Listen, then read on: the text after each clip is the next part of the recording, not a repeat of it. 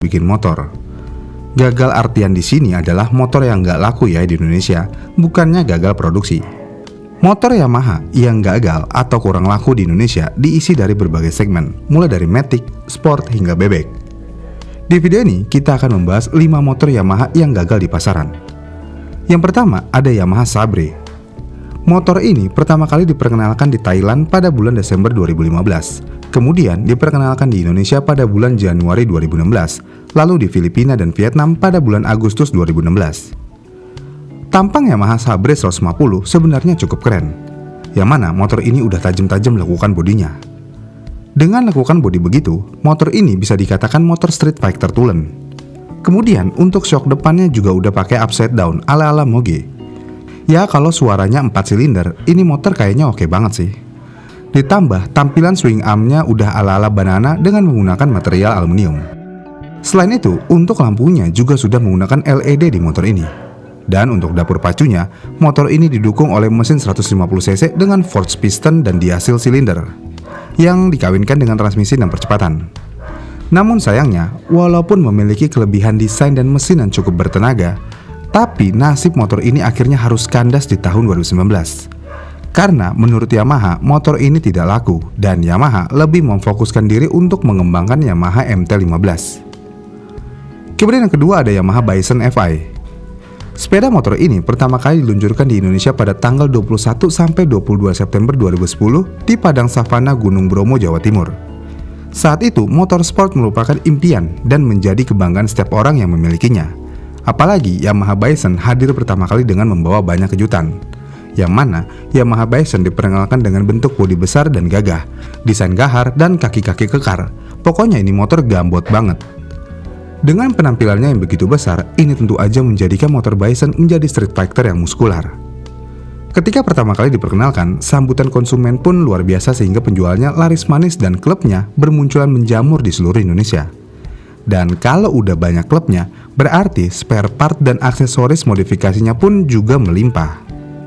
Kemudian dengan larisnya motor ini, akhirnya Yamaha memberikan penyegaran kembali pada tahun 2015 dengan meluncurkan Bison Gen 2 lah ya. Dengan perubahan desain yang sedikit ramping namun tetap berotot dan sporty. Tapi sayangnya di era itu selera pasar sudah berubah. Karena motor sport berteknologi standar sudah tidak diminati lagi sehingga penjualannya pun sepi.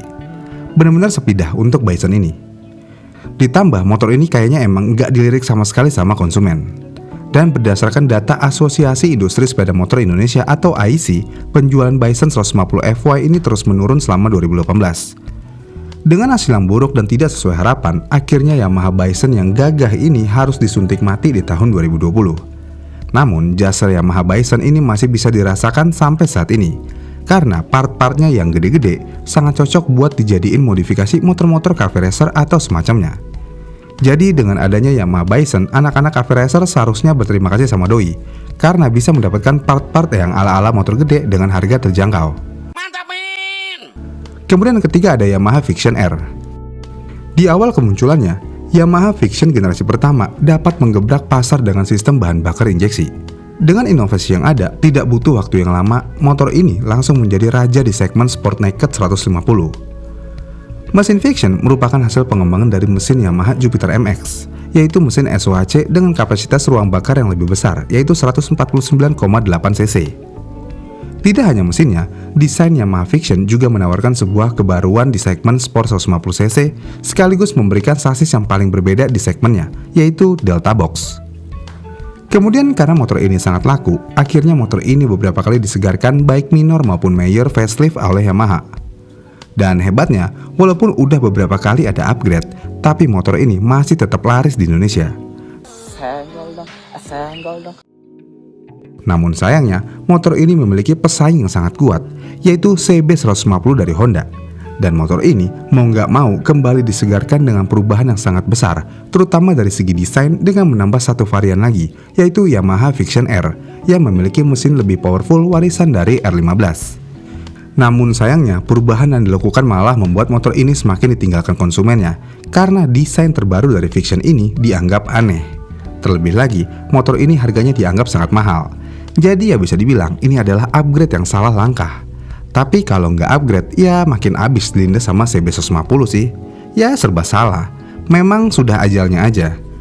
Kemudian selanjutnya ada Yamaha Aerox 125. Salah satu produk dari Yamaha yang cukup digemari masyarakat Indonesia adalah Yamaha Aerox. Dan ini adalah motornya para ngabers sejati. Tapi yang disukai oleh ngabers adalah yang cc-nya 155. Untuk yang 125cc, ini motor hanya menjadi lelucon aja di kalangan ngabers. Karena buat para ngabers, masa iya gini hari masih pakai 125cc? Ya kalahlah ketika kita lagi pada ugal-ugalan di jalanan. Bye, have a great time. Untuk Aerox 125, memang masa produksinya terbilang singkat sehingga banyak yang melupakannya. Bahkan mungkin beberapa orang tidak pernah melihat wujud asli dari motor ini, karena emang saking jarangnya. Sebenarnya Yamaha Aerox 125 pertama kali dirilis pada Januari 2016, tapi motor ini langsung disuntik mati pada akhir tahun yang sama. Kenapa Yamaha buru-buru banget? Ya karena motor ini emang benar-benar nggak laku banget sih. Bahkan dari data Asosiasi Industri Sepeda Motor Indonesia, kala itu pada awal peluncurannya sebanyak 5.738 unit Yamaha Aerox 125 didistribusikan. Dan pada Desember 2016, angka distribusinya hanya sebesar 17 unit. Padahal pada awal kemunculannya skutik ini digadang-gadang bakal menjadi pembunuh Vario. Namun kenyataannya, sebelum Vario terbunuh, motor ini sudah bunuh diri duluan. Kemudian terakhir ada Yamaha Lexam. Lexam adalah motor bebek matic yang dirilis oleh Yamaha pada tahun 2011 lalu. Motor ini hadir untuk melawan Revo AT yang meluncur pada tahun 2010. Yamaha Lexam mengusung mesin 4 tak berkapasitas 120cc yang masih berpendingin udara. Untuk transmisinya, Lexam mengaplikasikan sistem transmisi CVT tipe V-belt dan menggunakan chain drive.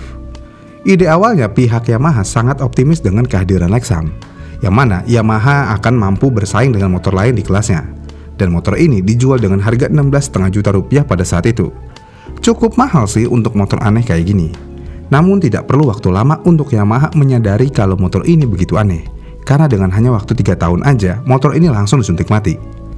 Memang tidak perlu disayangkan sih, motor-motor yang ada di daftar ini harus disuntik mati.